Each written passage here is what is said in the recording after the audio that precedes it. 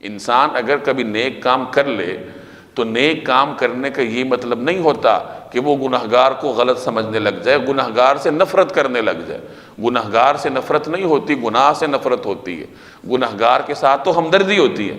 اگر میں ایک نماز پڑھ کر باقیوں کو اپنے سے کم سمجھنے لگ جاؤں تو مجھے خوف ہونا چاہیے کہ دل تو اللہ کے ہاتھ میں ہے، اگر وہ دل پلٹ دے، مجھے ادھر رکھ لے، اس کو ادھر لے آئے۔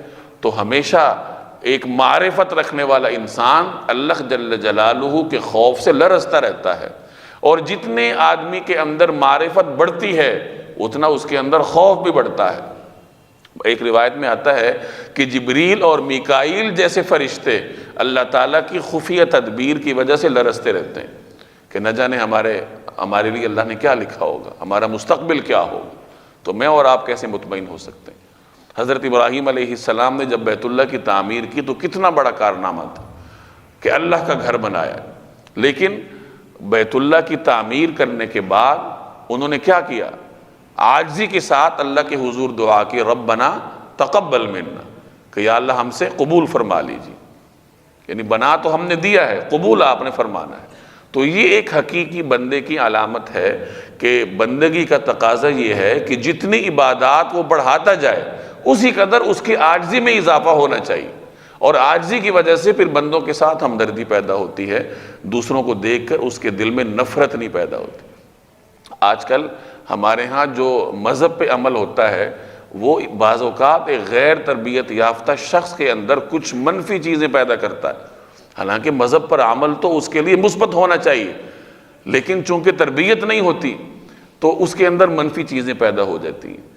سب سے پہلے منفی چیز کیا ہے کہ وہ دوسروں کو غلط سمجھنے لگ جائے گا، کہ اگر اپنے گھر میں میں نمازی ہوں تو مجھے سارے گھر والے غیر شرعی طریقے پر زندگی گزارتے ہوئے نظر آئیں گے، اور میری یہ کوشش ہوگی کہ میں یہاں دین کو نافذ کروں، جیسے مرضی نافذ کروں۔ نئے نئے دین کی طرف آنے والے آپ کو گھروں میں ٹی وی توڑتے ہوئے بھی نظر آئے ہوں گے، گھر میں ایک فساد مچ جاتا ہے۔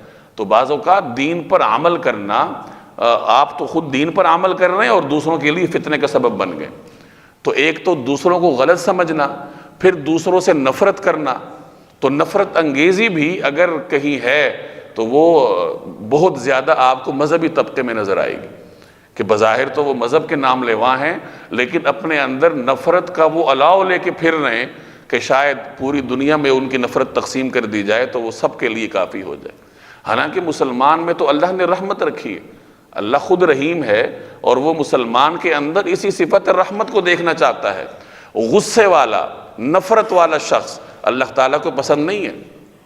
والکاظمین الغیظ، غصے پر قابو پانے والے ہیں۔